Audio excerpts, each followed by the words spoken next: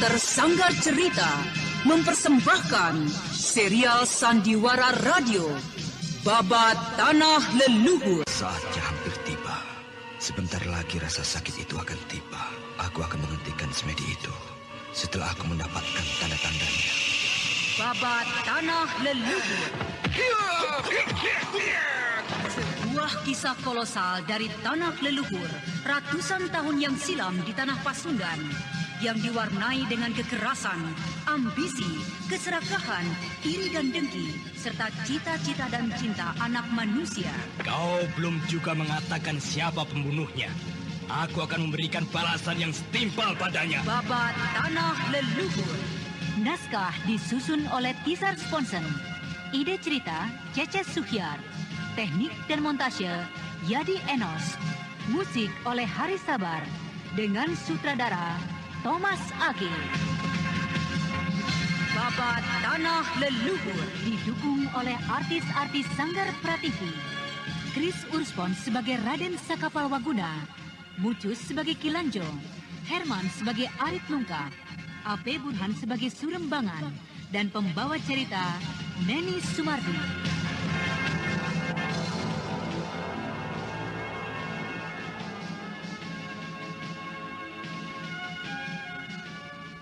Pada kisah yang lalu diceritakan, di pinggiran kota raja telah terjadi pertempuran antara Resi Amista dan Prabu Sora melawan Anting Wulan.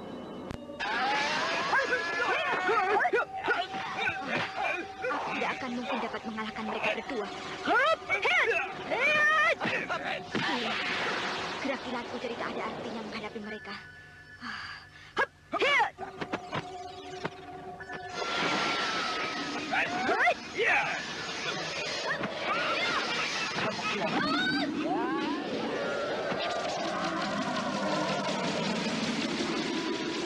Tahanlah bocah itu sesaat, tuanku.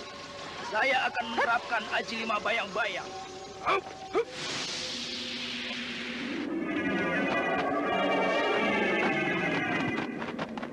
Nah, malam ini adalah malam terakhir dari seluruh perjalanan hidupmu, bocah liar.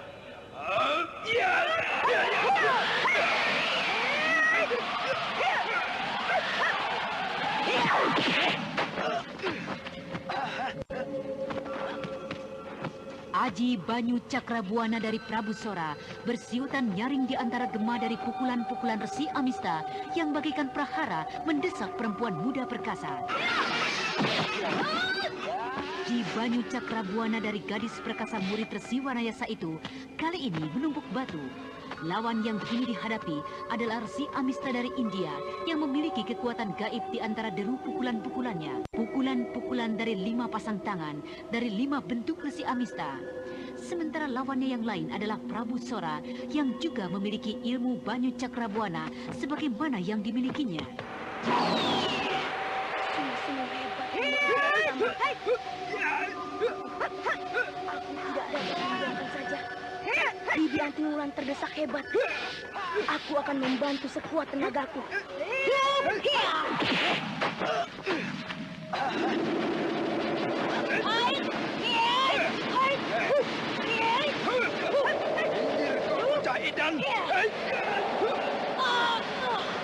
Hei, bocah tolong!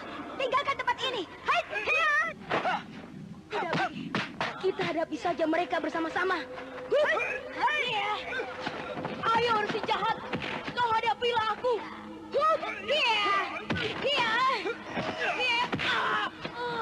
Hei, Amista! Hadapi aku! Jangan layani anak yang tidak mempunyai persoalan denganmu!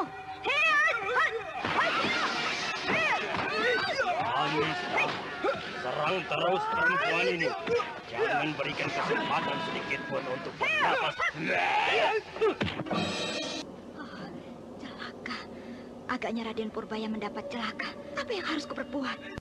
Pukulan demi pukulan, tendangan serta bentakan-bentakan yang berisi kekuatan gaib dari Resi Amista membuat Anting Wulan yang tengah cemas memikirkan keadaan Raden Purbaya menjadi semakin berat dirasakannya. Sampai akhirnya Anting Wulan tak dapat lagi menahan pukulan beruntun dari Resi Amista serta Prabu Sora. Gadis perkasa itu pun segera terlempar jauh dan jatuh tak sadarkan diri. Apa kini yang akan kita perbuat dengan bocah kecil ini, Amista? Kita akan membuka dan membelah tubuhnya jika perlu. Pusaka itu tidak dapat tuanku biarkan saja lepas dari tangan tuanku. Ya, pusaka itu sangat berarti sekali bagiku, Amista.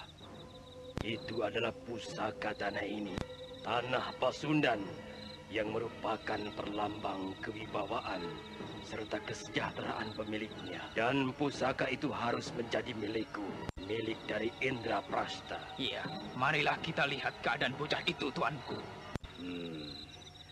Anak ini tak sadarkan diri, Amista.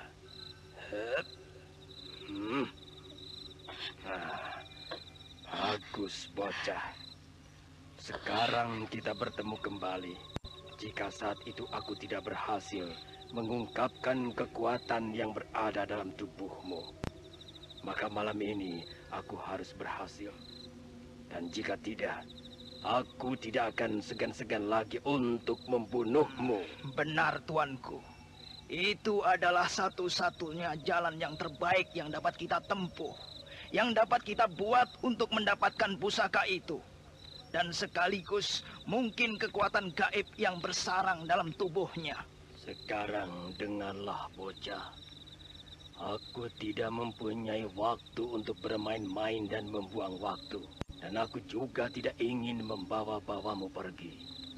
Sekarang katakan, apakah kau mempunyai kunci untuk mengeluarkan pusakaku itu dan juga kekuatan yang berada dalam tubuhmu? Katakan, bagaimana agar aku dapat memiliki kembali pusakaku dan juga kekuatanmu itu? Sesungguhnya lah, aku tidak tahu, Paman Sora. Aku benar-benar tidak tahu. Baiklah, sekarang aku tidak akan main-main lagi. Kau lihat ini. Hup! Aku akan membuka dadamu dan mengorek-ngorek setiap bagian dari tubuhmu. Aku harus mendapatkan kembali pusakaku itu. Lakukanlah apa yang ingin Paman lakukan. Karena aku benar-benar tidak tahu semua itu. Sudahlah, tuanku. Lakukanlah sesuatu. Baiklah. Sebutlah nama Aji Konda, ayahandamu. Kau akan segera mati. Kubelah dada dan juga perutmu, bocah. Bocah, kenapa kau menunduk seperti itu? Apakah kau takut? Bocah, tengadahkan kepalamu, bocah. Amista. Ya. Apakah yang telah terjadi dengan bocah ini? Entahlah, tuanku. Lihatlah, tuanku. Tubuhnya bergetar. Lihat itu, tuanku. Tubuhnya mengeluarkan cahaya. Cahaya itu seperti yang pernah kulihat dahulu, tuanku. Raden Purbaya yang semula menunduk, kini menengadahkan kepalanya. Wajahnya nampak demikian agungnya. Seluruh tubuhnya mengeluarkan cahaya kuning tipis berkilauan. Resi Amista dan juga Prabu Sora memandang takjub. Keduanya seakan-akan tidak berkedip menyaksikan keadaan tubuh Raden Purbaya. Perlahan-lahan, Raden Purbaya yang semula terduduk, bangkit dan berdiri dengan gagah. Dan nampak bocah yang baru meningkat remaja itu demikian agungnya. Tubuhnya yang kekar dan tegap bersinar berkilauan. Sementara itu, kedua tokoh sakti dari tanah Pasundan itu terduduk lemas, seakan-akan tak bertenaga lagi. Apakah yang sebenarnya kau kehendaki dariku, Prabu Sora? Dan kau, Resi Amista? Siapakah sebenarnya tuan yang berada dalam tubuh anak itu? Aku adalah aku. Bukankah kau telah mengenalku? Bukankah kau sudah tahu siapakah diriku? Tapi apakah mungkin tuan adalah Raden Purbaya? Katakanlah siapa sebenarnya tuan ini? Apakah kami sekarang tengah berhadapan dengan dewa? Keagungan yang terpancar dari tubuh tuan adalah merupakan bukti bahwa tuanku adalah seorang dewata. Cakrabuana adalah milikku. Janganlah kau ganggu lagi anak itu. Karena Dia tidak mengetahui apapun tentang diriku.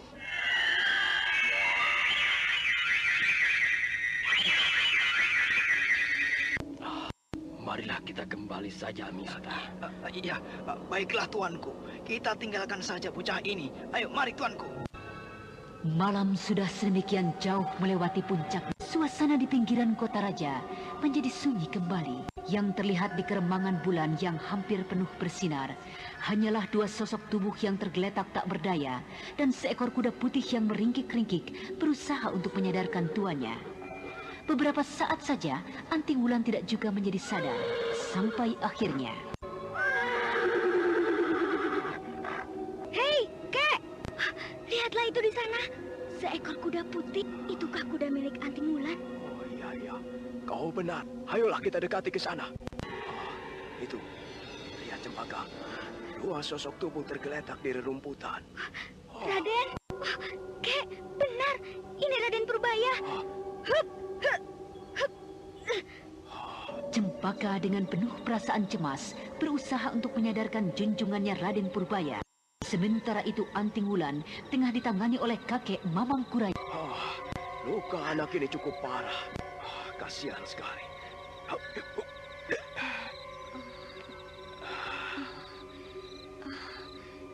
Di manakah Raden Purbaya? Dia ada di sini. Bagaimanakah keadaanmu? Sedikit sakit di dada, Kek. Purbaya, kok itu di sana? Iya, Bi.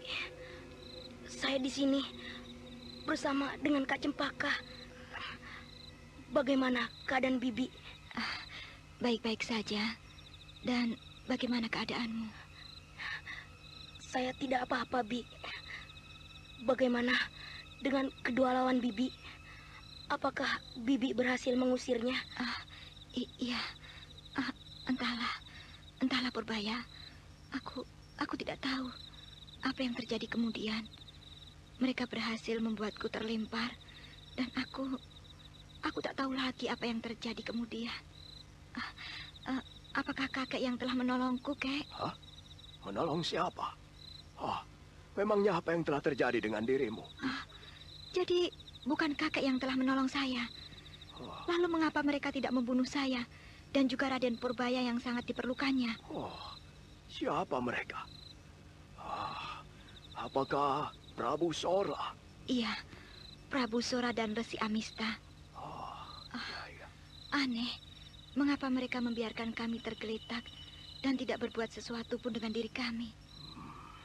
Benar-benar aneh. Iya, sudah.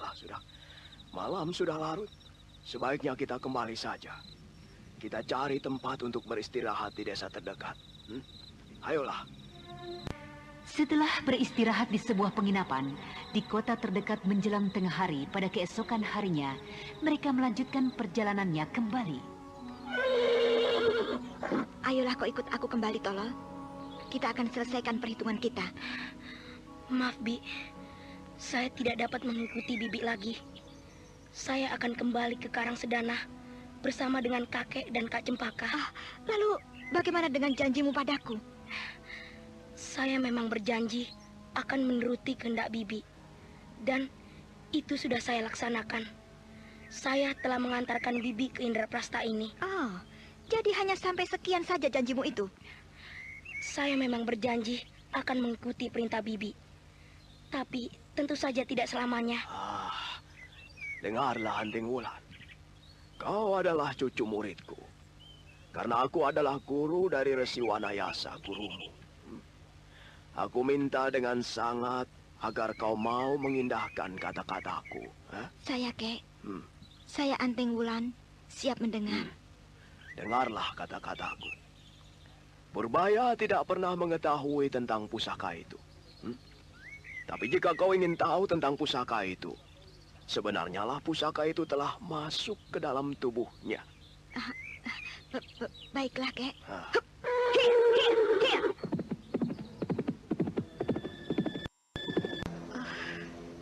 Kak Wulan belum dapat menerima keadaan ini. Iya.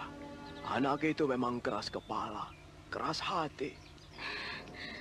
Ya, Bibi Anting Wulan terlalu keras hatinya. Akan tetapi, sesungguhnya ia adalah seorang pendekar yang baik dan gemar menolong. Ayolah, kita kembali, Kek. Aku sudah menjadi semakin rindu dengan ayahanda. Betul, Kek. Ayolah, kita segera berlomba lari cepat. Hup! Demikianlah, Raden Purbaya, Cempaka dan Mamang Kuraya kakeknya kembali ke Karang Sedana. Sementara itu Anting Wulan yang melarikan kudanya tidak lagi memperhatikan arah dan tujuannya.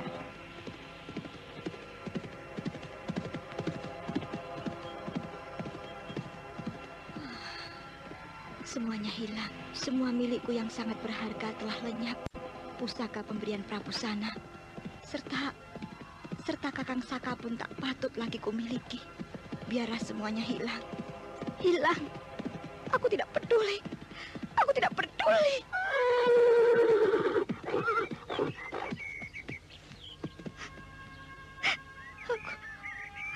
Aku tidak peduli. Biarlah semuanya hilang. Aku tidak butuh pusaka itu. Demikian juga kau, Kakak. Aku tidak butuh dirimu. Aku tidak butuh. Aku kini tidak punya siapa-siapa lagi. Hanya kau milikku, Tunggul. Hanya kau saja. Kukira setelah tewasnya adik Intan Pandini dan kemudian Teteh, kau mau berpaling padaku, Kakak. Kau mau memperhatikan diriku lebih jauh lagi. Ternyata aku telah salah duga. Telah salah menilai diriku. Iya, Kakak. Kini aku mengerti. Aku bukanlah seorang wanita yang pantas menjadi idamanmu. Aku bukanlah seorang wanita yang pantas menjadi pendamping hidupmu. Permata biru. Sepasang permata biru. Kepada siapakah kau kelak akan kuberikan? Tidak seorang pun. Kalian akan menjadi milikku. Aku tidak akan menyerahkan satu di antara kalian pada seorang pria. Tidak. Atau aku akan berikan permata ini pada siapapun juga. Yang pertama kali kutemui, siapapun juga. Siapapun pria yang kutemui yang memperhatikan dan menghendaki diriku, akan kuserahkan segala-galanya. Iya. Akan kuserahkan segala-galanya apa yang menjadi milikku. Iya. Aku akan serahkan segalanya padanya. Pada laki-laki pertama. Siapapun dia. Anda sekarang masih mendengarkan Sandiwara Radio Babat Tanah Leluhur di channel Fauzan Ihsan. Iya, akan kutunjukkan pada Kakang Saka. Ya. Akan kutunjukkan pada Kakang Saka bahwa masih ada laki-laki yang mau memperhatikan diriku. Masih ada laki-laki yang menyukai diriku. Aku masih tetap seorang wanita yang cantik.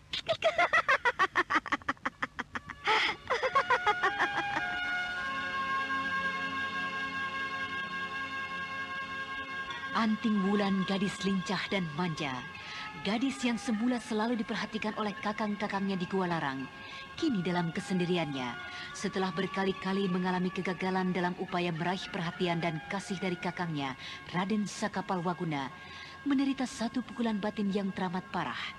Ya, dalam kesendiriannya, setelah kembali mengalami kegagalan untuk mendapatkan kembali pusakanya, luka hatinya kembali mengoyak pedih.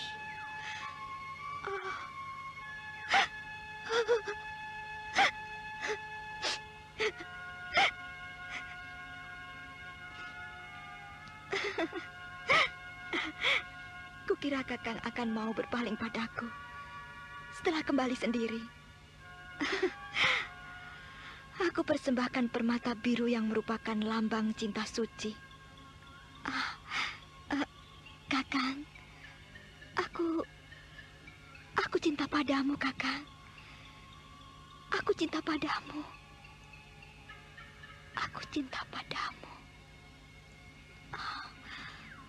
Aku cinta padamu.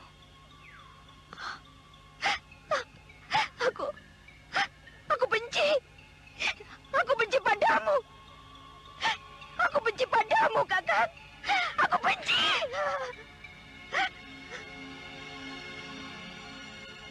Karena tak mampu menahan pukulan batin, Anting Wulan jatuh pingsan. Sementara itu si Tunggul kudanya yang setia di sampingnya mencoba untuk menyadarkan majikannya. Setelah berkali-kali mencoba menyadarkan dengan menggulingkan tubuh majikannya dan tidak juga berhasil, si Tunggul mulai menjadi gelisah.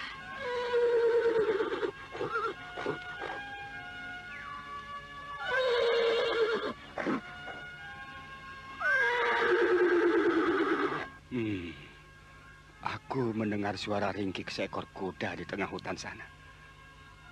Ada apakah? Aku akan kulihat. Mudah-mudahan di sana aku tidak menjumpai seekor harimau ataupun perampok.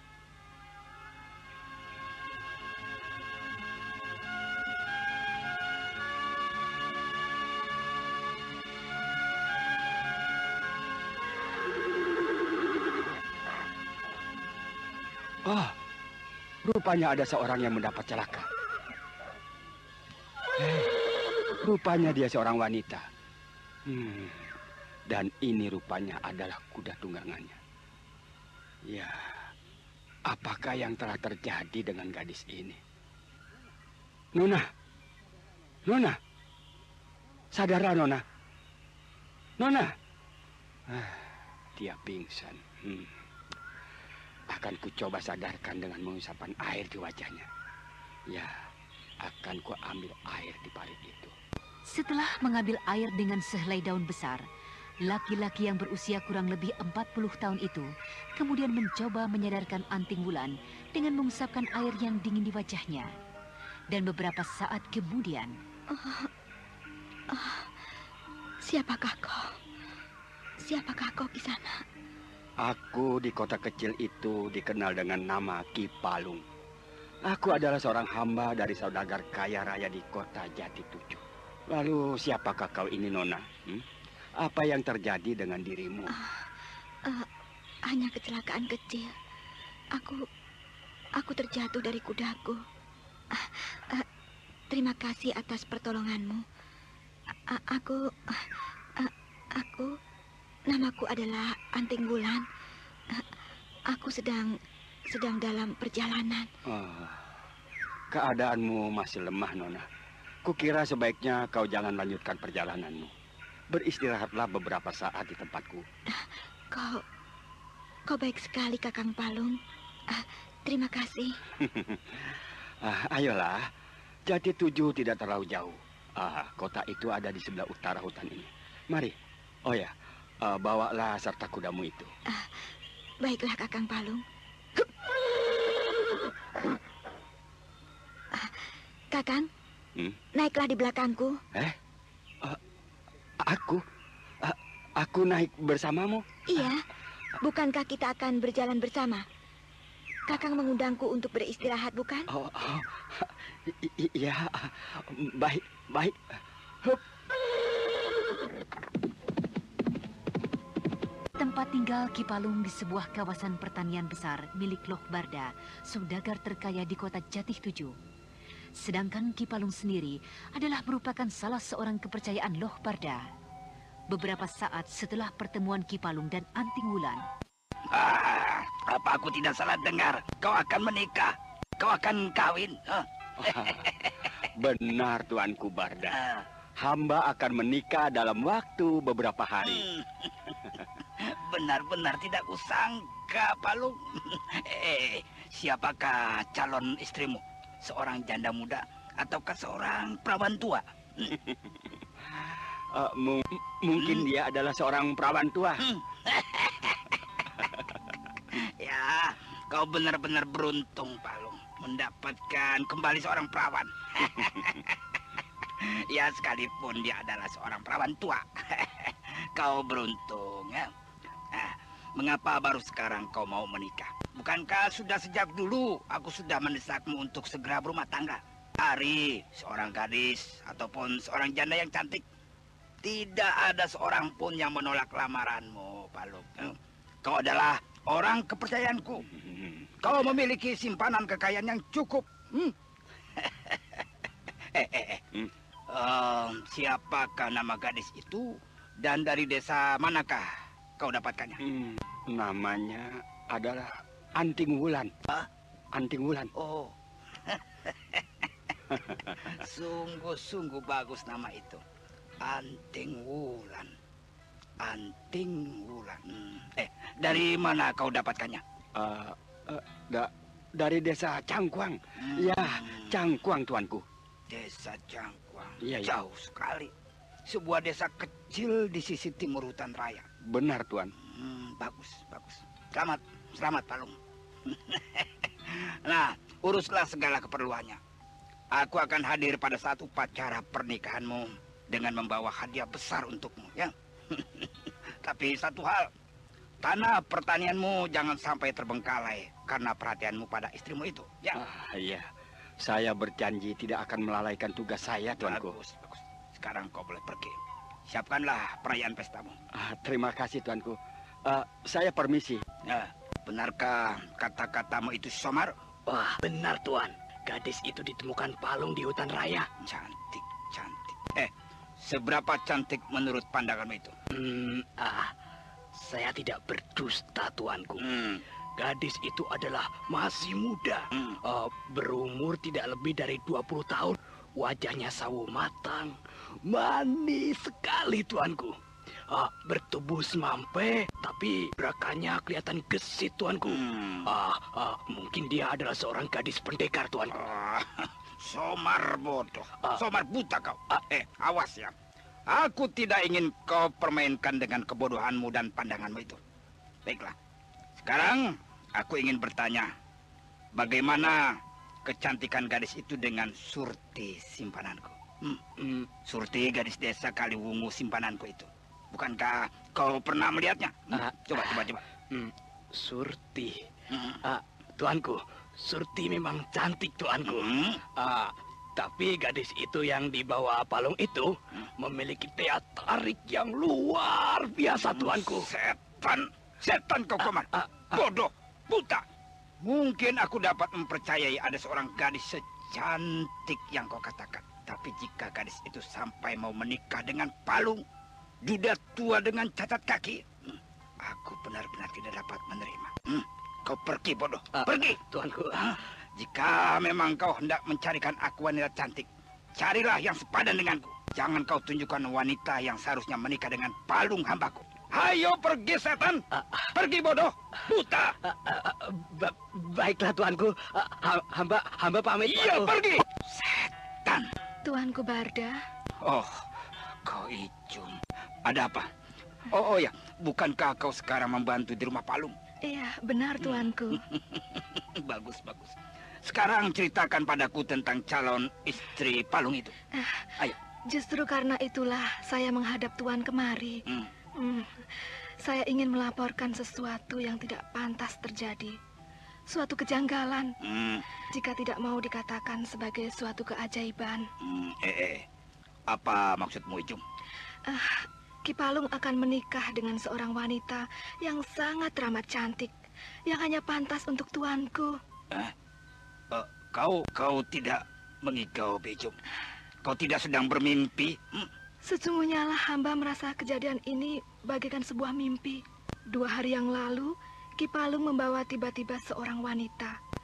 Dan setibanya di rumah, wanita itu beristirahat dan mengurung diri di dalam kamar Ki Palung. Dia sungguh seorang gadis yang masih belia, cantik, dan pasti akan membuat tergila-gila setiap laki-laki yang melihatnya. Cukup. Sediakan kudaku cepat. Sediakan kudaku. Mana ini pelayan bodoh, pelayan goblok. Sediakan kudaku cepat. Biarlah saya yang akan menyediakannya, Tuan. Iya, cepat sediakan kudaku. Aku akan melunasi rasa penasaranku. Mana mungkin bisa terjadi hal seperti itu. Cepat kudaku. Siapakah sebenarnya wanita itu? Ini kudanya, Tuan. Katakan pada Ki Somar untuk segera menyusulku ya. Hup. Iya, iya. Loh Barda, saudagar kaya raya dari kota Jati Tujuh, melarikan kudanya menuju kawasan pertanian di pinggiran kota kecil itu. Beberapa saat saja, saudagar kaya itu telah tiba di kawasan pertaniannya. Dan di depan sebuah rumah yang cukup besar, dia berhenti. Hei, Palung! Palung, keluarlah! Ada apa, tuanku? Apakah ada sesuatu yang penting yang akan tuanku sampaikan? Tidak. Aku datang hanya ingin melihat hasil kerjamu di sini. Baiklah. Mari kita ke belakang, tuanku. Tunggu dulu. Aku ingin berkenalan dulu dengan calon istrimu. Di manakah dia sekarang? Dia ada di dalam, tuanku. Biarlah akan saya panggilkan untuk menghadap tuanku. Wulan, keluarlah sebentar. Loh Barda majikanku ingin berjumpa denganmu. Beberapa saat, Ki Palung sudah keluar kembali sambil menggandeng tangan Anting Wulan yang kelihatan menunduk. Mata Loh Barda seketika terbelalak melihat wanita cantik yang berada di sisi Ki Palung. Seorang wanita muda belia. Walaupun hanya menunduk, cukup jelas terlihat kecantikannya yang menggetarkan hati Loh Barda, saudagar kaya raya dari kota Jati Tujuh. Inilah dia istri hamba, Tuan Barda. Kau mendustaiku, Palung. Kau mendustaiku dengan mengatakan bahwa istrimu adalah seorang perempuan tua. Kau benar-benar keterlaluan, Palung. Seorang gadis muda dan cantik seperti ini kau katakan perawan tua. Kau keterlaluan, Palung. Ampun Tuanku Barda. Maafkanlah semua kesalahan hamba itu. Anak manis, siapakah kau ini sebenarnya? Saya Anting Wulan, seorang anak yatim piatu. Lalu dari manakah asalmu? Karangsedana. Kasihan sekali kau, Cak Ayu. Kau sudah cukup menderita. Kau sudah sepantasnya kini merasakan kebahagiaan. Merasakan hidup senang. Laki-laki cacat kaki itu adalah hambaku. Dia menggantungkan seluruh hidupnya padaku. Aku yang menentukan jalan hidupnya. Dia memang orang baik, tapi tidak pantas untuk menjadi pendamping hidupmu. Dia tidak akan sanggup membahagiakan dirimu. Kau ikutlah aku, ya, ke rumahku, ke istanaku. Kau akan senang di sana. Tapi saya... Dengar Cahayu. Aku memang lebih tua daripadanya. Tapi laki-laki itu, calon suamimu, adalah seorang cacat kaki. Dan tidak akan mungkin membahagiakan hidupmu. Ayolah, ikutlah aku. Aku tidak mempunyai keluarga. Aku pun juga seorang duda yang tidak mempunyai anak. Kelak kau akan mewariskan seluruh hartaku. Maukah kau ikut bersamaku, Cahayu? Tuanku Loh Barda, dia adalah calon istri saya. Jangan ganggu kami. Mengganggu? Ya. Apakah aku mengganggumu? Aku hanya sekedar ingin menolong orang yang telah cukup menderita, Palung. Gadis yatim piatu ini sudah cukup menderita.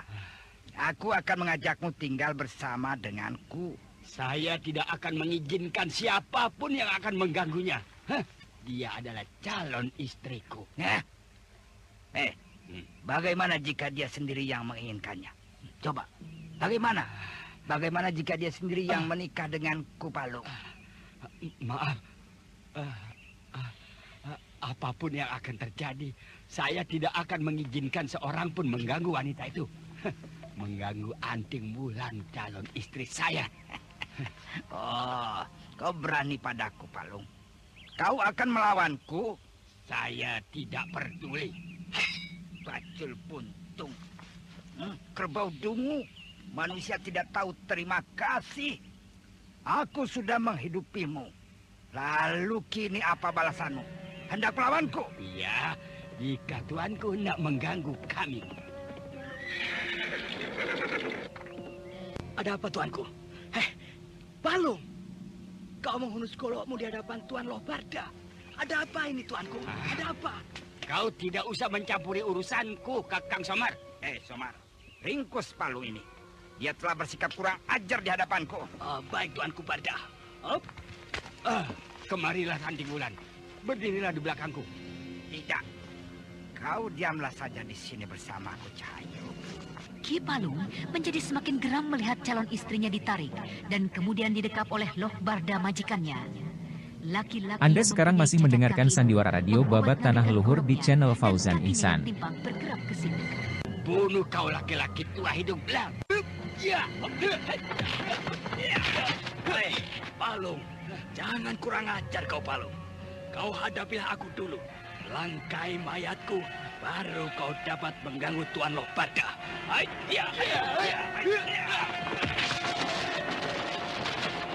Ki Somar yang merupakan pimpinan pengawal Lohbarda menyerang Ki Palung dengan pukulan-pukulan tangannya. Serangan golok yang deras menghujaninya tidak membuatnya gentar. Ki Somar terus saja menyerang dengan pukulan-pukulan tangannya sambil berputar dan berkelit menghindarkan kibasan-kibasan golok Ki Palung yang cukup berbahaya. Sampai akhirnya sebuah pukulan dari pimpinan pengawal Lohbarda itu menerpa tubuh Ki Palung dengan telaknya. Ayo, bangkitlah kau Palung. Bangkit dan hadapi aku kembali jika kau masih penasaran.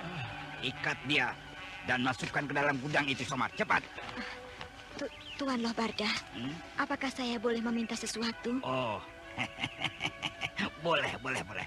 Bukankah kini kau adalah calon istriku?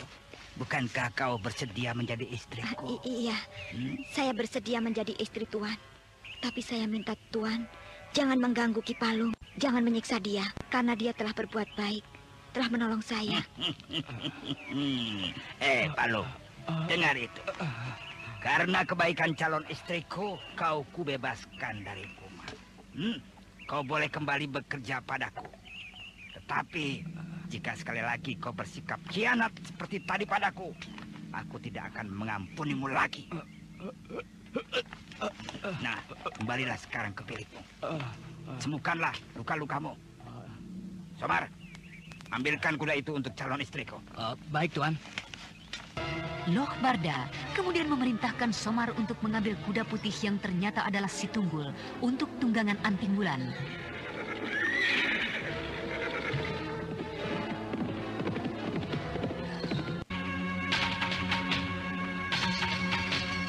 Setelah beberapa saat berkuda, tibalah mereka di rumah Lohbarda di pusat keramaian kota Jatitujuh. Sebuah rumah besar yang indah. Dan kini disinilah Anting Wulan tinggal.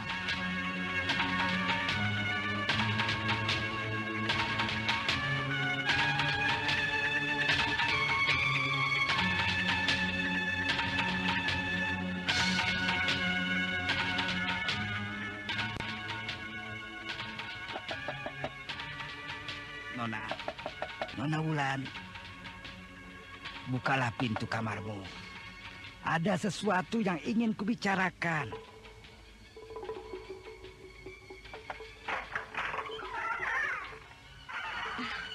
Ada apakah Tuan Lohbarda? Kau masih saja memakai pakaianmu. Kenapa tidak segera kau ganti?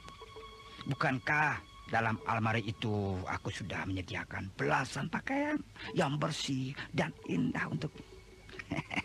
Ayo, kau tukarlah pakaianmu itu. Saya baru saja tiba dan ingin beristirahat. Nanti setelah beristirahat, saya akan mengganti pakaian. Oh, iya.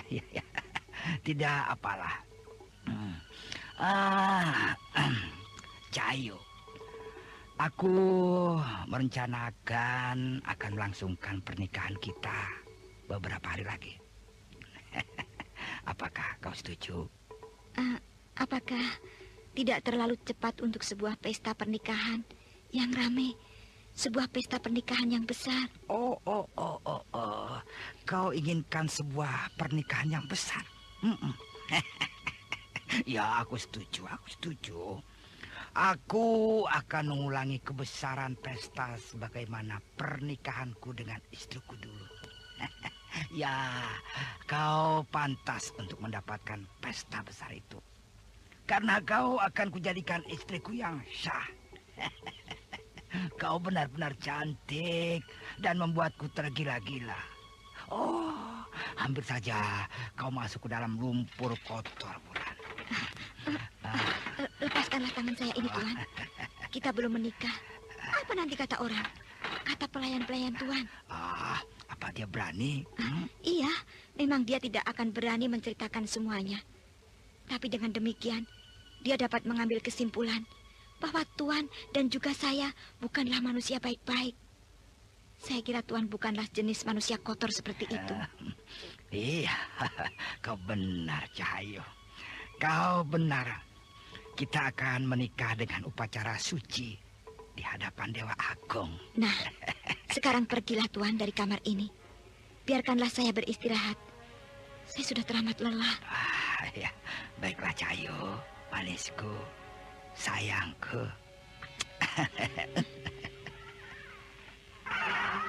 Loh Barda sebentar lagi akan mengguncangkan kerajaan Indraprastha. Dan juga Kawali akan kuundang semua pejabat-pejabat kedua kerajaan di perbatasan ini. Akan kutunjukkan bahwa aku memiliki seorang istri yang sangat cantik. Yang tidak kalah dengan putri istana sekalipun. Loh Barda berhasil menyunting seorang gadis. Seorang gadis yang masih belia. Aku terima semuanya.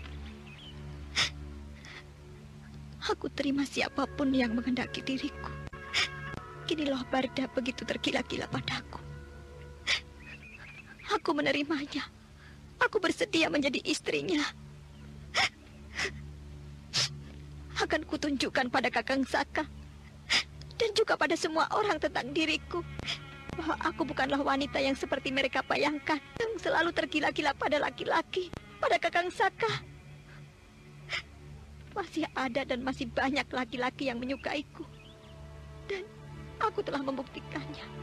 Kelak Kakang Saka pun akan dapat membuktikannya pada saat upacara itu. Aku akan menikah dengan Loh Barda. Semua orang harus tahu itu. Eyang Kuru, Kakang Sitakeling, Kakang Dapu Awu, Sariti, Dewi Jampi, Ki Parangpungkur, dan semua orang yang pernah mengetahui keadaan diriku. Semuanya harus mengetahui bahwa masih ada laki-laki yang tergila-gila dan menyukai aku. Iya, semuanya harus mengetahui. Juga Kakang Saka. Hari demi hari berlalu. Loh Barda, saudagar terkaya di kota Jati Tujuh, mulai mempersiapkan keperluan hajatnya secara besar-besaran. Dan seiring dengan persiapan itu, Loh Barda hampir setiap saat menyempatkan diri untuk menjenguk Anting Wulan.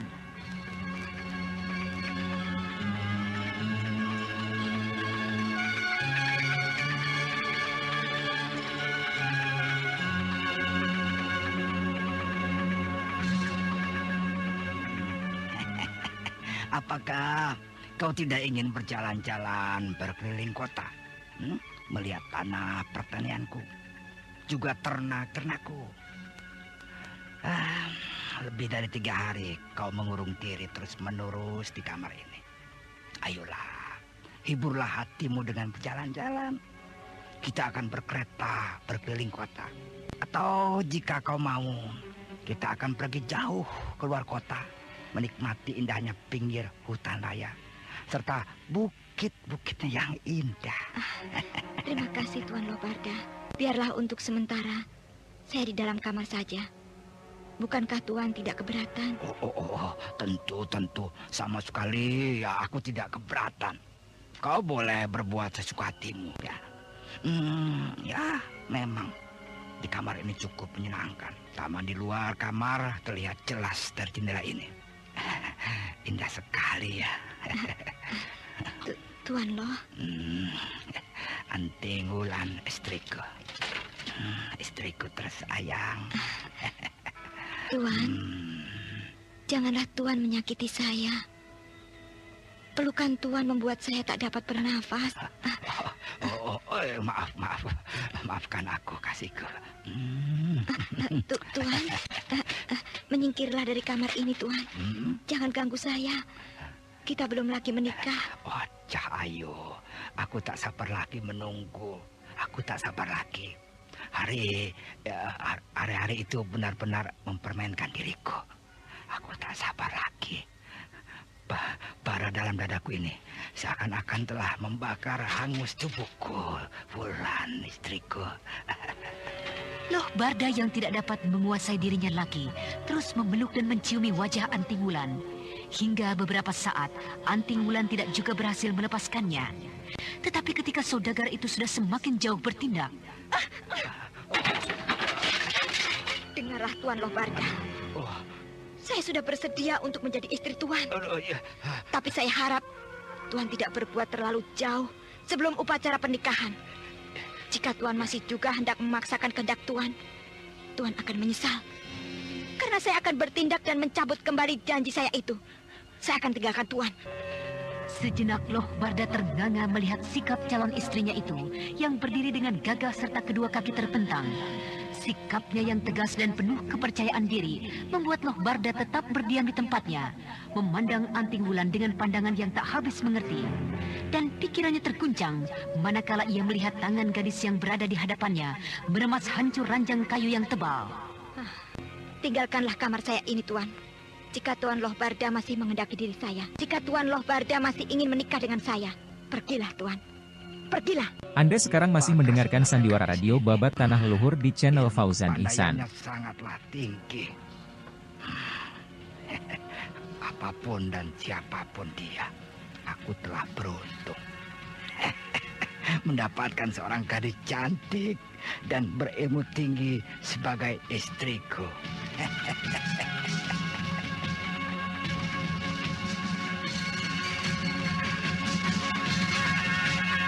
Loh Barda yang kini mengetahui bahwa calon istrinya adalah seorang wanita pendekar tidak lagi bertindak sembarangan. Dengan sabar ia menunggu saatnya hari pernikahannya. Apakah selama hidupmu akan merenung tentang kematian orang yang kita banggakan dan kita hormati, Sanjaya? Kau harus berpikir tentang kita dan keluarga kita. Aku juga merasa kesedihan yang kau alami. Kesedihan bukan hanya milikmu, Sanjaya, tapi kakakmu, Nimas Kayuwangi, juga merasa sedih. Juga yang lain. Tapi kesedihanku tidak ada yang menyamai di atas dunia ini. Kesedihanku bukan sembarang kesedihan. Luka yang seharusnya tidak terjadi sekarang. Kenapa harus terjadi? Aku tidak mengerti kata-kata yang kau ucapkan, Sanjaya. Biarkan semua orang tidak atau tidak mau tahu. Akan tetapi aku dan Dewata Agunglah yang mengerti. Nah, kumohon tinggalkanlah aku di sini sendirian. Sanjaya, aku ini Nimas Kayuwangi dan kau anggap apa Kakang Dampu Awuk ini? Jangan membuatku bingung dengan sikapmu itu. Kau harus berpikir tentang Nimas Kayuwangi, tentang ayah, dan juga semua kerabat lain yang masih mengikuti perjalanan kita, Sanjaya. Itulah yang kuminta dari kau, Sanjaya. Terima kasih, Kakang Dampu Awuk. Mungkin Sanjaya yang dulu bukan Sanjaya yang sekarang. Kalau saja Sanjaya dahulu hanya minta kasih sayang kepada ibunda dan juga ayahanda dan juga semua kerabat kerajaan juga Punggawa. Tetapi sekarang tidak. Sanjaya yang sekarang baru faham apa arti hidup. Bahkan Sanjaya akan faham arti sebuah kematian. Dan kematian bukanlah tidur panjang yang banyak diceritakan orang. Kau harus memahami perubahan pikiran tentang Sanjaya, Nimas Kayuwangi. Ayo, kita tinggalkan saja dia. Dia perlu untuk menyendiri. Ya, baiklah Kakang Dampu Awuk. Nimas Kayuwangi dan Dampu Awuk bergeser dari tempat duduk Sanjaya. Seakan-akan Sanjaya tidak pernah berpikir siapakah Nimas Kayuwangi, siapa pula Dampu Awuk. Bahkan Sanjaya juga tak pernah berpikir siapakah Prabu Sana itu. Yang ada hanyalah ibunya. Dan seakan Sanjaya tengah memahami arti sebuah kehidupan yang tidak pernah langgeng. Sanjaya, ya, Dialah putra mahkota dari Prabu Sana. Namun anak yang masih muda belia itu masih tak percaya kalau ibunya tengah menghadap Dewata Agung untuk selamanya. Ibu, aku bersumpah jika saja aku dikaruniai umur panjang, maka umur itu akan aku berikan kepadamu. Tapi kenapa Dewata Agung begitu cepat memutuskan? Aku rela mati bersamamu, Ibu. Oh, Dewata Agung, tiupkan roh ibuku lagi. Kurangi umurku. Berikan kepada orang yang aku cintai dalam hidupku ini. Aku rela. Apakah kau tidak mendengar akan jeritan hatiku? Di tempat lain, Nimas Kayuwangi dan Dampu Awuk merasa cemas ketika Sanjaya mendekap mayat ibunya yang belum juga dikuburkan. Sekalipun Nimas Kayuwangi sudah meminta agar mayat ibunya segera dikubur bersama-sama. Sementara itu, Prabu Sana ayahandanya hanya berdiam diri, tak mampu berbuat sesuatu pun. Sanjaya, apakah kau justru akan menyiksa jenazah ibumu? Apakah kau tega melihat bunda kita menjadi terkapar seperti ini? Kita harus segera menguburnya, Sanjaya. Kau harus tahu, kita hormati jenazah orang yang kita cintai. Sanjaya, apakah kau ini benar-benar sudah mulai berubah? Nimas Kayuwangi, kau jangan punya pikiran seperti itu. Itu tidak baik. Sanjaya, kita harus segera menguburkan jenazah ibu. Karena itulah penghormatan terhadap orang yang telah wafat. Tidak baik jika kita biarkan beliau selamanya seperti ini. Kakang, marilah kita gali lubang untuk pemakaman bunda Kakang Dampu Awuk. Tidak. Kalian tidak boleh melakukannya. Apa? Apa katamu, Sanjaya? Nimas Kayuwangi, tahanlah emosimu. Biarkan Sanjaya mengutarakan isi hatinya. Kita kan belum tahu apa yang sebenarnya dia maksudkan, Nimas Kayuwangi.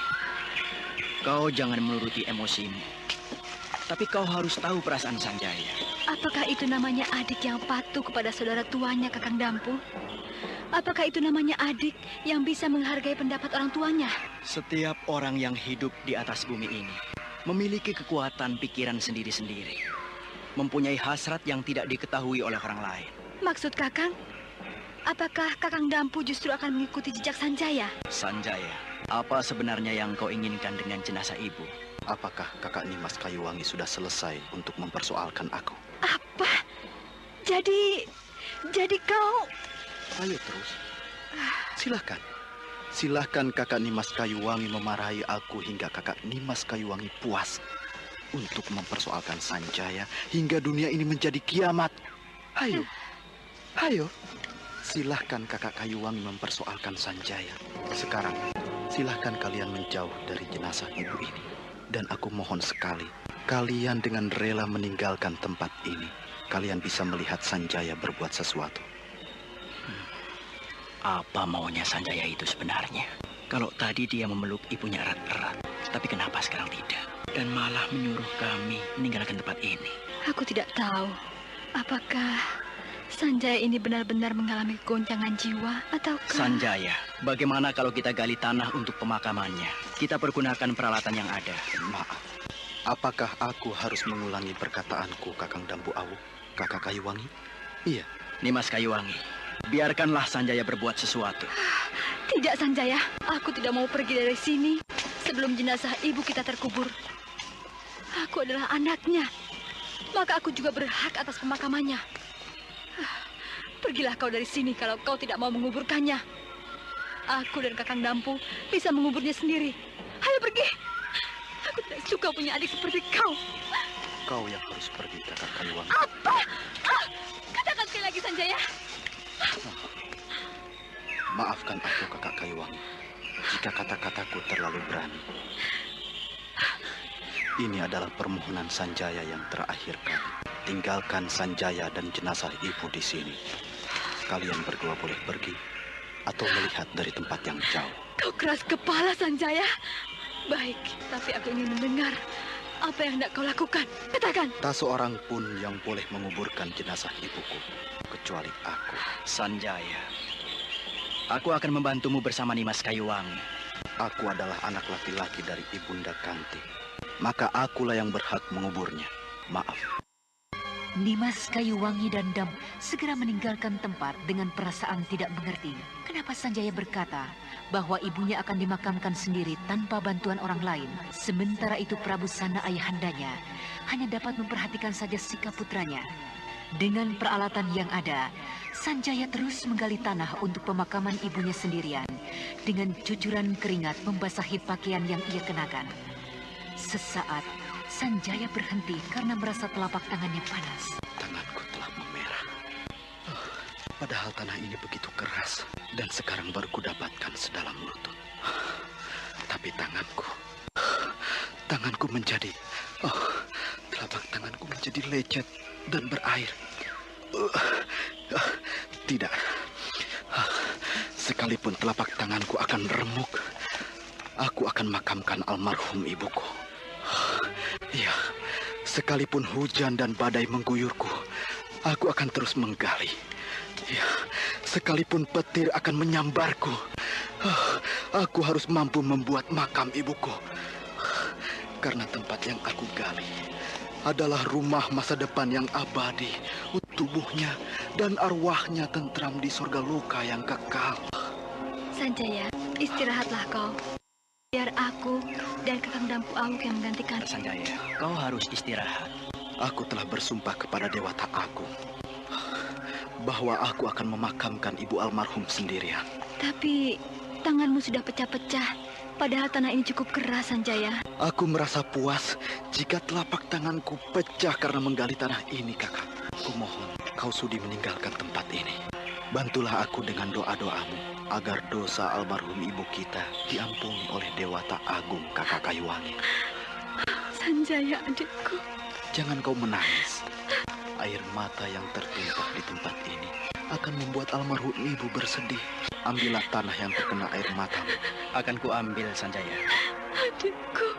Sanjaya ini aneh sekali. Hanya air mata setetes yang jatuh di bumi pemakaman. Tanahnya harus diambil dan dibuang. Sungguh aneh sekali jiwa Sanjaya. Apa sebenarnya yang membuat Sanjaya begitu? Setelah berhasil menggali lubang untuk makam ibundanya, Sanjaya kemudian mengangkat jenazah ibundanya dan perlahan dibawanya menuju lubang yang tersedia.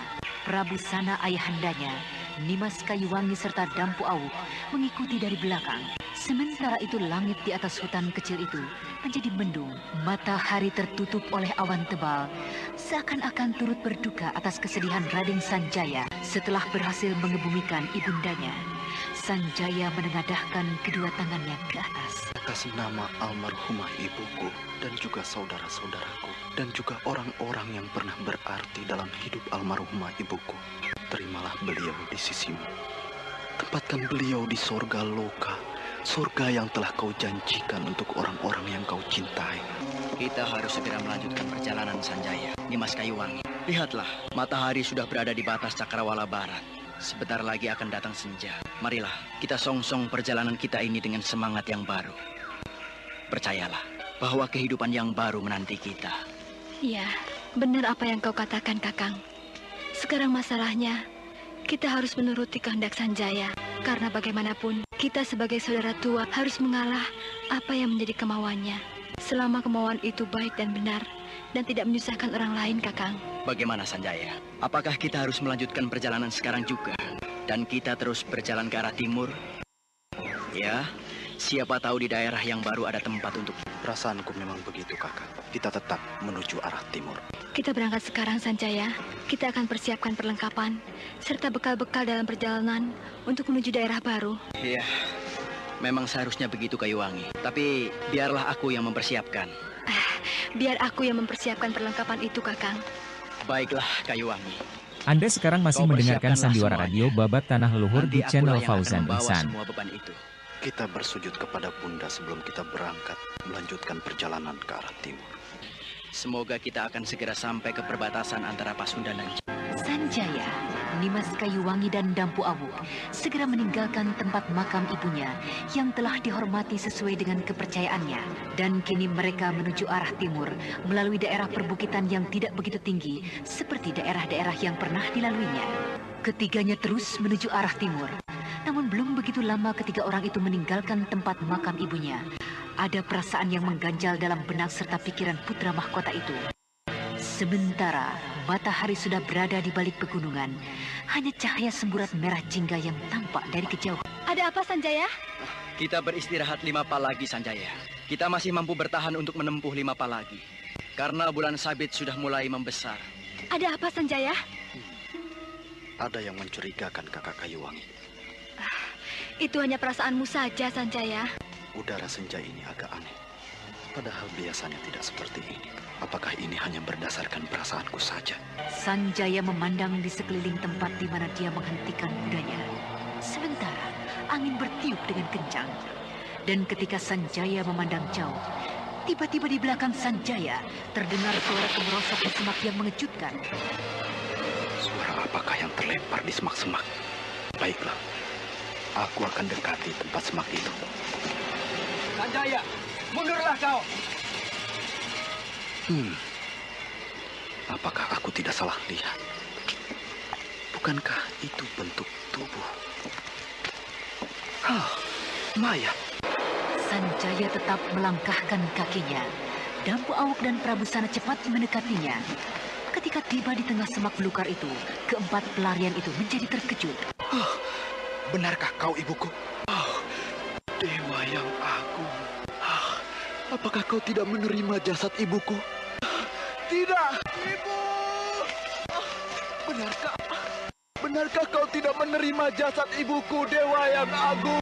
Nimas Kayuwangi, Dampu Awuk dan juga ayahnya Prabu Sana terkejut melihat kejadian yang sangat aneh dan janggal itu. Dewa yang agung. Katakanlah siapa yang melakukan perlakuan setan seperti ini. Katakan siapa orang itu. Ataukah kau tidak mau menerima kehadiran istriku yang aku cintai? Dosa apakah istriku terhadapmu? Ini adalah perbuatan orang-orang yang tidak senang kepada kita, Ayahanda Prabu. Dan orang itu harus diberi pelajaran. Kau yakin bahwa ini adalah perbuatan yang dilakukan oleh orang-orang tertentu yang selalu membuntuti perjalanan kita? Paling tidak, Ayahanda Prabu. Kita harus cari kemana orang itu. Saya kira itu adalah jalan terbaik. Ibu, katakan, siapa yang melakukan perbuatan terkutuk ini? Murkalah kau kepada orang yang menyiksa ragamu, Ibu. Kenapa Ayahanda Prabu tidak juga mencari orang yang kurang ajar itu? Carilah orang itu jika Ayahanda Prabu masih mencintai arwah ibunda. Apakah yang Kakang Dampu Awuk lakukan sekarang? Pergi dan cari orang itu. Biar aku yang mengubur kembali jasad ibu. Kemudian Sanjaya mulai menggali tanah untuk pemakaman ibunya. Dan Nimas Kayuwangi sambil terseduh-seduh menangis bersimpuh di samping jenazah ibundanya. Sementara itu, Prabu Sana dan Dampu Awuk meninggalkan Nimas Kayuwangi dan Sanjaya untuk mencari orang gila yang telah berbuat biadab. Hai orang yang kurang waras, tampakkan batang hidungmu kalau kau merasa laki-laki. Kalau kau ingin bertanding dengan Prabu Sana, jangan kau ganggu istriku. Iblis jahanam, setan bekasaan. Kau memang mengalami penderitaan yang cukup menyedihkan, istriku.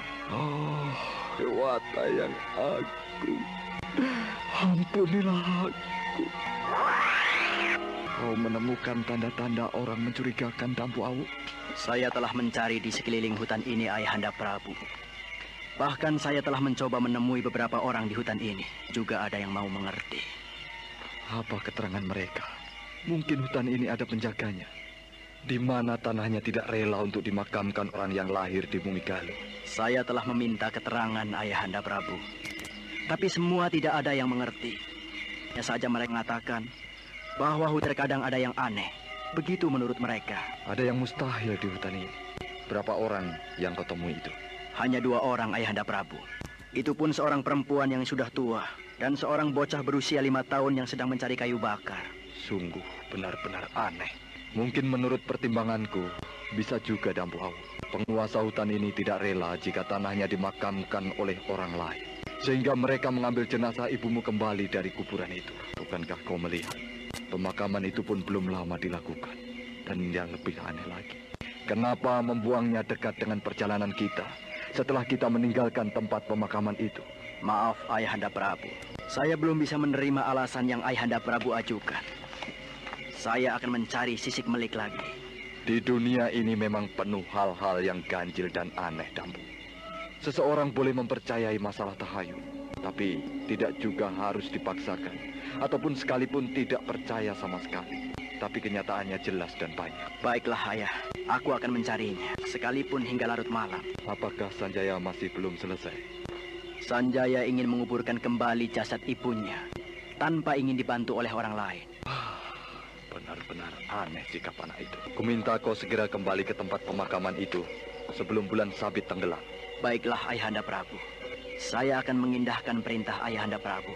Berangkatlah dan hati-hati. Saya mohon diri. Heya, heya, heya.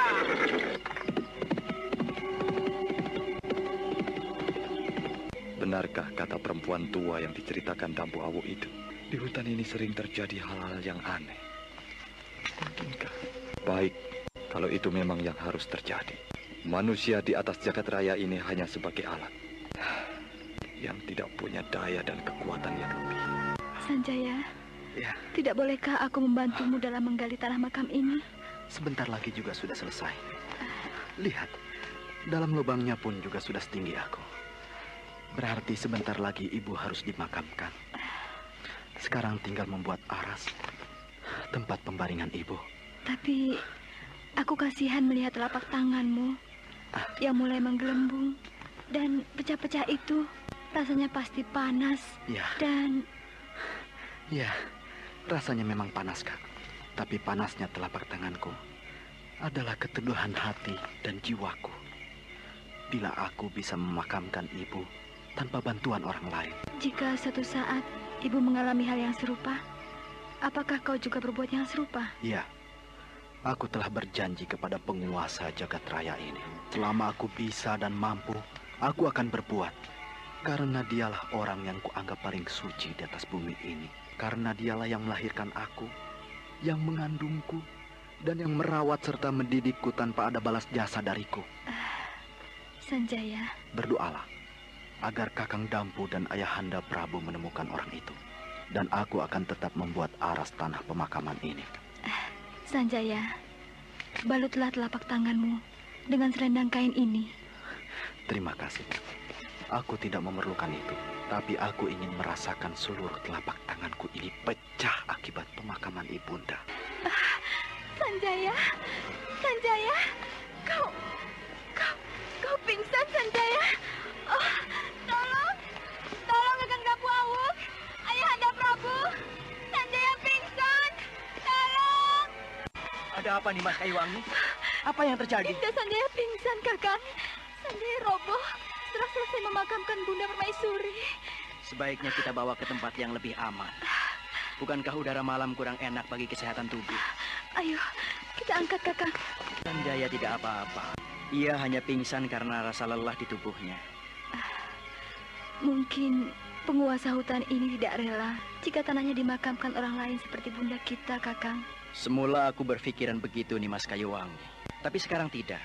Aku tahu bahwa bumi tanah Jawa ujung barat hingga ujung timur adalah milik Dewata Agung. Maka siapapun berhak dimakamkan di mana ia meninggal. Tidak juga Bunda Permaisuri.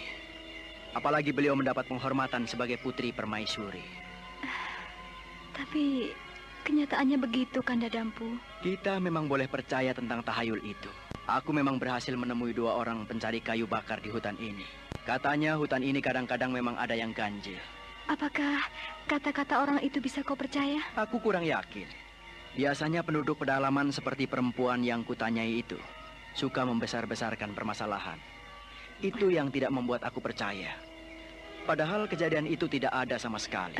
Tapi setidaknya dia akan dekat dengan hutan ini. Sudahlah. Atau dia malah penghuni hutan. Sudahlah. Beristirahatlah kau. Biarpun kau tidak merasa capek. Tapi kesedihan dalam perasaan serta jiwamu melebihi kelelahan tubuhmu. Aku tidak bisa tidur malam ini, Kakang. Sebelum Sanjaya sadar, serta Ayahanda kembali. Yakinlah bahwa Sanjaya akan siuman kembali. Dia hanya capek. Serta Ayahanda Prabu sebentar lagi akan kembali jika tak berhasil menemukan orang yang membuat huru-hara makam bunda kita. Untuk malam ini, apa salahnya kita terjaga, Kanda? Ya, baiklah. Tapi selimuti badanmu agar terhindar dari angin yang jahat. Kau di situ. Aku akan membuat api unggun. Karena malam ini terasa dingin sekali. Ambillah kayu pangkal kering itu, Kanda. Aku akan ambil kayu itu, Dinda. Aku tahu. Ayahanda Prabu pasti sebentar-sebentar hanya berhenti di perjalanan. Karena mengingat kematian Bunda Permaisuri. Kematiannya sangat menyedihkan. Rasanya aku ingin mencincang orang yang bikin piang prahara jasad Bunda Permaisuri. Kanda, bagaimana dengan keadaan Sanjaya? Ya, sedikit demi sedikit tubuhnya berubah. Semoga dengan perapian ini bisa membuat Sanjaya hangat dan sadarkan kembali. Aku takut, Kanda. Nimas Kayuwangi, lebih baik jika kau lekas tidur. Biar aku yang berjaga hingga Ayahanda Prabu kembali. Baik, Kanda. Sekarang tubuhmu sudah terasa hangat. Telapak tangannya membengkak dan mengeluarkan air. Dampu Awu. Oh, Ayahanda Prabu sudah kembali. Ya, Sanjaya sudah tidur. Sanjaya pingsan setelah pemakaman Bunda Permaisuri. Sanjaya pingsan? Iya. Apakah kau sudah berusaha untuk menyadarkan kembali? Saya sudah menyadarkan dengan cara-cara yang pernah saya miliki, Ayahanda Prabu. Dan ketika saya picit tengkuknya, Sanjaya sudah siuman kembali. Tapi hanya sebentar. Dan hingga sekarang belum siuman kembali. Mungkin hanya rasa lelah yang dia alami. Pemakaman 2 kali. Menggali tanah keras dan menguburnya sendiri. Aku tidak tahu apa maksudnya Sanjaya berbuat seperti itu. Maaf, Ayahanda Prabu. Bolehkah saya bertanya sesuatu? Bertanya masalah apa itu? Kau jangan lagi bertanya masalah Galuh, Dampu. Galuh sudah lepas. Maaf, Ayahanda. Sekali lagi, saya mohon maaf. Bukan masalah negeri Galuh. Akan tetapi, sesuatu yang berkaitan dengan semasa hidup Ibunda Permaisuri. Dan dari itu semua, mungkin ada hukuman yang diterima oleh jasad Bunda Permaisuri. Rasanya tidak ada, Dampu. Iya, tidak ada. Menurutku Permaisuri baik adanya. Mungkin Ayahanda Prabu lupa. Aku tidak tahu. Aku tidak tahu jika ketika masih remajanya dahulu. Kenapa? Kau punya penafsiran tentang hal-hal semacam itu? Biasanya ada, Ayahanda Prabu. Mungkin itu adalah suatu hukum yang tidak pernah diperhatikan oleh orang banyak. Sudahlah, Ayahanda Prabu. Yang lalu biarlah berlalu. Dan sekarang, mari kita bangun jalan yang baru. Ya, Galuh memang bukan milik kita lagi. Setiap masa pasti akan ada habisnya. Agaknya begitulah hukum Sang Dewata Agung. Sanjaya putraku, lihatlah ayahmu, anakku.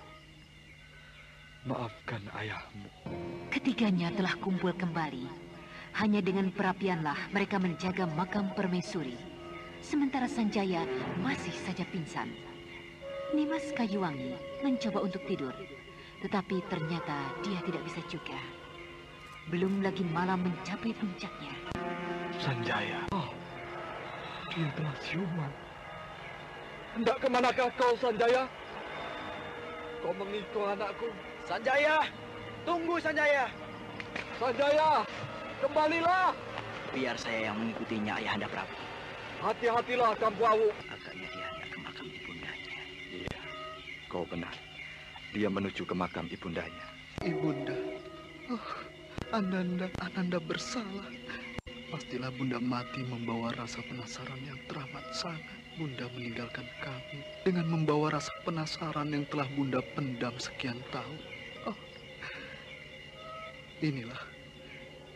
Inilah perjalanan akhir dari rasa penasaran Bunda.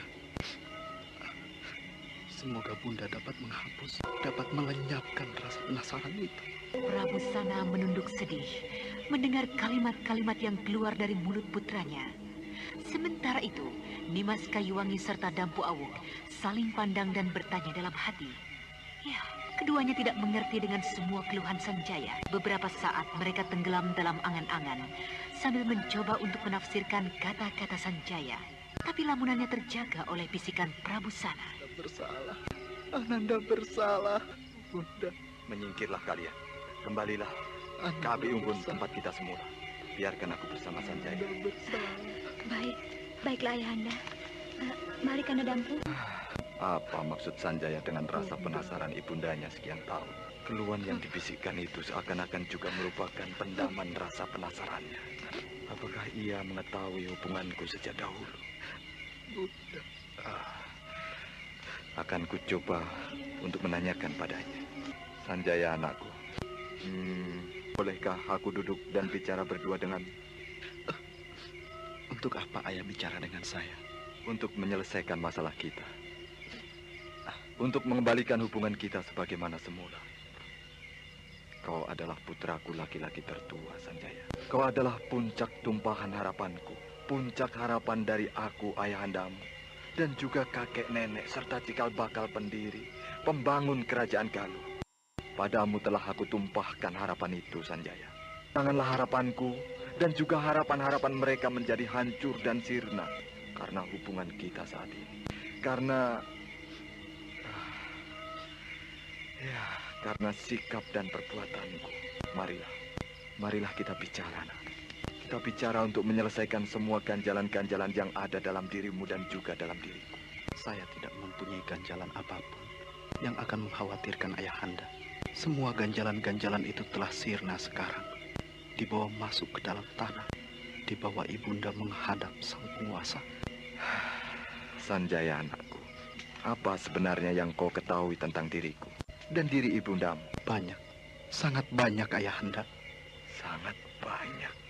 Ya, sangat banyak. Apa itu, Sanjaya? Ayahanda adalah seorang maharaja Galuh, tapi kini seorang pelarian. Ibunda adalah seorang permaisuri, kini bernasib sama dengan ayahanda. Seorang pelarian. Ayahanda seorang raja yang bijaksana, disukai rakyat. Ayahanda juga seorang ayah yang bijaksana, menyayangi anak dan juga istri. Bukan itu maksudku. Maksudku, apa yang kau ketahui tentang perasaan almarhum ibundamu terhadap aku? Tentang rasa penasaran yang kau sebut-sebut tadi. Aku mendengar semua keluhanmu tadi. Saya tidak pernah mengetahui tentang perasaan ibunda almarhum, ayah. Saya tidak pernah tahu. Saya hanya menduganya, sekedar menduga. Betapa menderitanya. Betapa sakit hatinya menyaksikan pertemuan-pertemuan ayahanda dengan Bibi Sampit secara sembunyi-sembunyi pada 8 tahun yang lalu. Menyaksikan dengan mata kepala sendiri semuanya. Semua hubungan ayahanda dengan Bibi Sampit saat itu. Umur saya baru 7 tahun. Belum banyak yang saya ketahui. Tapi saya sudah dapat membayangkan apa yang terjadi. Karena setiap kali ibu mengintai ayahanda, mengikuti ayahanda hingga bertemu dengan Bibi Sampit, entah itu di biliknya, di Taman Sari, di Kuil Agung, ibunda selalu menangis sedih hingga semalam-malaman, ayah. Rupanya kau mengetahui semua itu, Sanjaya. Ya, saya mengetahui semua itu. Lalu apa lagi yang dapat saya lakukan selain mengurung diri di dalam kamar, perpustakaan istana, dan juga menyendiri di Taman Sari? Saya tidak mungkin lagi dapat bermanja-manjaan dengan ayahanda. Iya.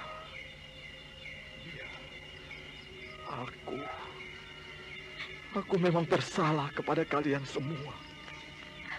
Juga kepada Adirangga. Maukah itu nih, Mas? Dampu Awu. Kemarilah anakku. Marilah kita bicara. Kau juga sudah tahu tentang ayahandamu. Tentang kekotoran ayahandamu. Maafkan ayahanda Prabu. Saya telah mendengarkan semua cerita Sanjaya. Tidak, tak ada yang perlu dimaafkan. Kalian semua tidak bersalah. Akulah yang bersalah dalam hal ini. Aku yang saat ini mengharapkan maaf darimu, Nimas anakku. Juga darimu, Sanjaya. Hei, siapakah kau? Keluarlah, tampakkanlah wajahmu. Tunggulah di sini, Dinda Nimas. Aku akan mencoba untuk meringkus orang itu. Dampu Awuk melesat ke arah datangnya suara. Tapi beberapa saat ia mencari, tidak juga berhasil menemukan orang yang telah mengejeknya. Sudahlah, anakku. Orang itu pasti dengan sangat mudahnya bersembunyi di dalam gelapnya malam. Sudah, biarkan saja. Memang tidak sepantasnya aku melayani manusia pengecut seperti itu. Siapakah dia, Kakang? Apakah dia adalah orangnya Paman Prabu Sora? Kukira bukan, Dinda. Jika dia memang orangnya Prabu Sora, untuk apa dia bertindak tanggung seperti itu? Mengapa dia tidak langsung saja menangkap kita? Iya. Dan lagi suara itu adalah suara wanita. Sepanjang yang ku ketahui, tidak ada seorang tokoh wanita di Indraprasta. Iya. Ayahanda Prabu benar. Saya kira sebaiknya kita beristirahat saja. Tidak usah kita melayani orang yang usil itu. Tidurlah saja Ayahanda. Dan juga kau Sanjaya, Nimas. Biar aku yang berjaga-jaga. Iya, kau benar, Dampu. Tidurlah Sanjaya, Nimas. Aku akan bersemadi. Malam yang telah mencapai puncaknya menjadi semakin dingin. Kabut turun dan menyelimuti suasana di hutan yang sunyi dan sepi itu. Rombongan kecil itu kini nampak beristirahat. Sanjaya telah tertidur, kemudian demikian pula dengan Nimas Kayuwangi. Sementara itu Prabu Sana telah tenggelam dalam semedinya. Dampu Awuk duduk beristirahat sambil memperhatikan suasana di sekelilingnya. Ketika hari mulai menjadi terang, Dampu Awuk tak dapat lagi menahan rasa kantuknya dan dia pun tertidur lelap. Dan ketika hari menjadi terang benderang,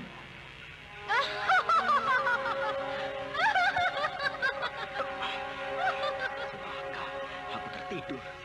Oh, apa yang terjadi, Dampu Awuk? Entahlah, saya tertidur Ayahanda. Agaknya tidak terjadi sesuatu pun dengan rombongan kita.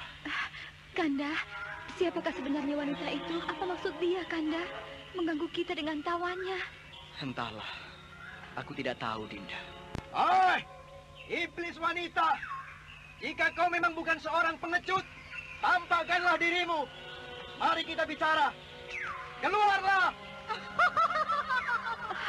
Kakak, apakah bukan dia yang telah membongkar kuburan Ibunda dan mengeluarkan jenazah Ibunda?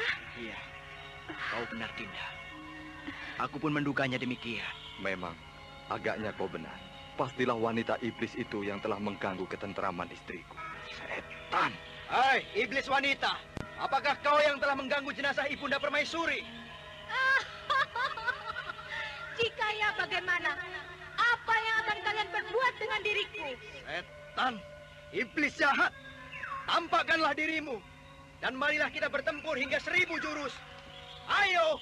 Hadapilah aku, Dampu Awuk, murid dari Padepokan Gua Lara. Lucu sekali kau anak muda. Untuk menemukan di mana aku saja, kau tidak mampu. Bagaimana akan menantang dan menghadapiku? Sudahlah, cukup aku melayanimu. Selamat tinggal.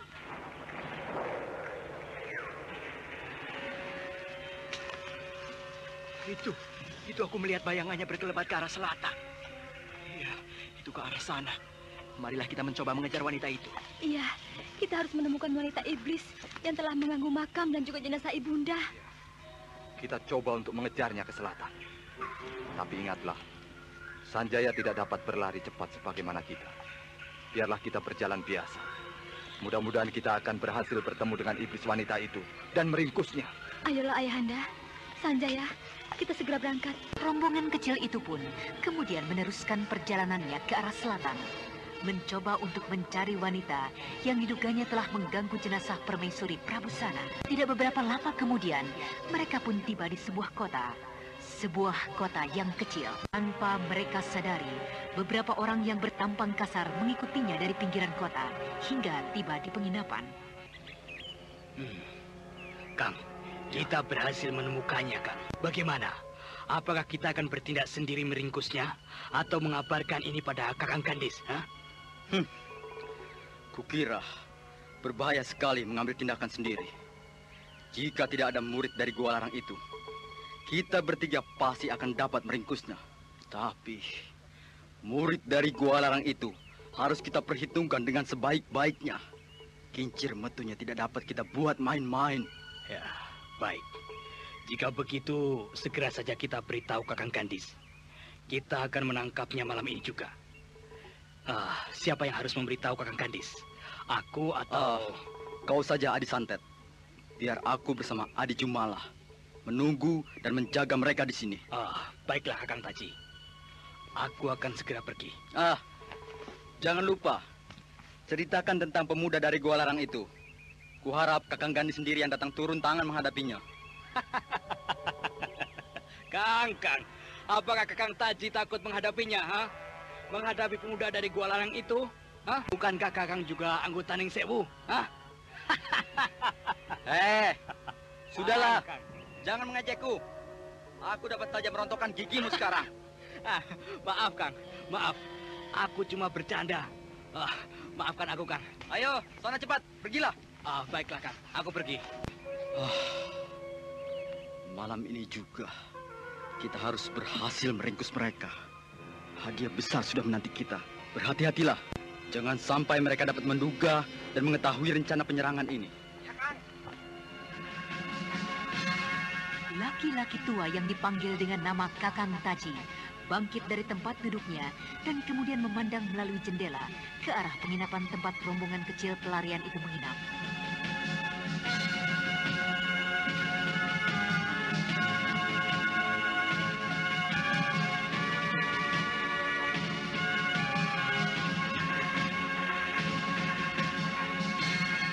Nah, para pendengar sekalian, apakah yang kemudian terjadi dengan rombongan pelarian itu?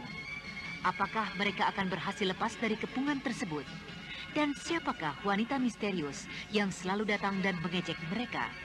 Untuk mengetahui jawabannya, ikutilah kisah Babat Tanah Leluhur ini dalam episode ke-11, Ratu Segara Kidul. Sampai jumpa.